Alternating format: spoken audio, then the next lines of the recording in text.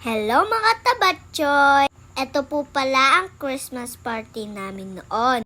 Ngayon ko lang pala po ito in-upload. Ito po pala ang wishlist ko.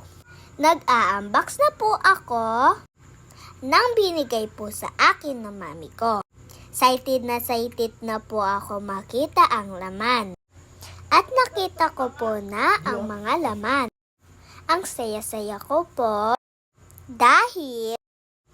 dahil ang dadami ng mga laman. At may nakita po akong pang-ugas ng plato. Para naman ako ay makaugas ng plato. Uy! At i-set up ko na po ang iPad ko at ang mga pangluto.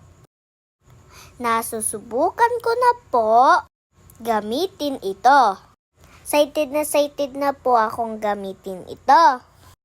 Nagsusuot na po pala ako ng apron para makapagluto na po ako.